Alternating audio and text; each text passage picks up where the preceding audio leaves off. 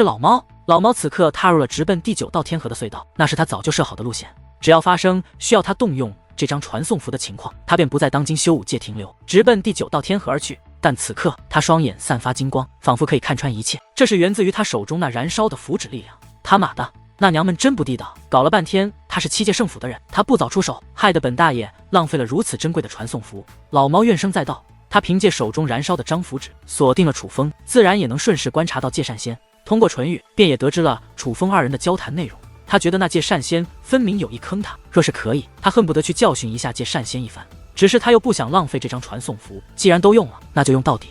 反正他也不想在这片修武界待了，尤其是想到若是真回去了，楚风肯定会阻拦他教训界善仙，并且搞不好楚风还会让他继续帮忙做事，他便又不自由了。想到这里，老猫不仅打消了教训界善仙的念头，就连对界善仙的怨念都减少了不少。而伴随符纸燃烧殆尽，老猫眼中的金色光芒也是褪去，他已然无法追踪到楚风，可依旧望着先前所观望的方向。楚风，你可要进入第9道天河呀！本大爷真的有点期待，你这小子若是第9道天河，是否也能掀起风浪？老猫眼中竟有着些许期盼。老猫已然无法锁定楚风，可在这无边星空中，还有另外一双眼睛锁定着楚风。任凭楚风乘坐竹船速度再快，他依旧能精准锁定。与需强大符纸力量才能在一定时间内锁定楚风的老猫而言，他似乎不受时间限制，且几乎无人能够察觉到他的存在与位置。一番赶路后，楚风与界善仙来到了血脉天河，一座极其庞大的世界。这座世界自远处观望，宛如一轮太阳，火光冲天，光芒普照。之所以会如此，不仅是这座世界足够大，还因为这座世界没有山川，没有陆地，只有无边无际、深不见底的滚滚岩浆。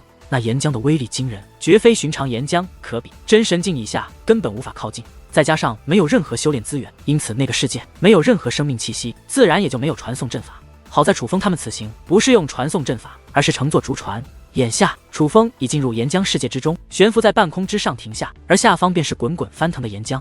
岩浆掀起的巨浪最低也有1000米，偶尔可达数万米，看上去十分可怕。但楚风却认真地盯着下方，因为他所停的地方正是界善仙给他的地图所标注的地方。他已经通知了界善仙了，但界善仙却不理楚风，而是紧闭双眼，似是还在疗伤。楚风也没有强行打扰，只得自己观察。而这观察还真让楚风发现了线索，岩浆深处隐藏着一条古老的结界通道。楚风将他所观察到的告知了蛋蛋，他们一致认为那结界通道内就是界善仙要的东西所藏之处了。就连你都是锁定位置之后才看出猫腻，那这界善仙是怎么发现这里的啊？蛋蛋好奇，要么是有通天的观察手段发现了此地，要么是从某些机缘之地得到了线索，锁定了此地。管他呢，反正咱们是帮忙的。其实楚风对于这里藏着什么并不是很关心，反正与他无关。于是说话间将那块黑铁拿了出来，这才是楚风眼下最关心的。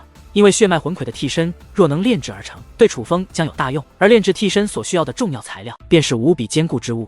若是这块黑铁都不行，楚风便很难寻到合适的了。而楚风觉得这黑铁多半是可行的，只是楚风之前专心催动竹船，不敢分心，但现在他终于有机会试一试这块黑铁能否为他所用了。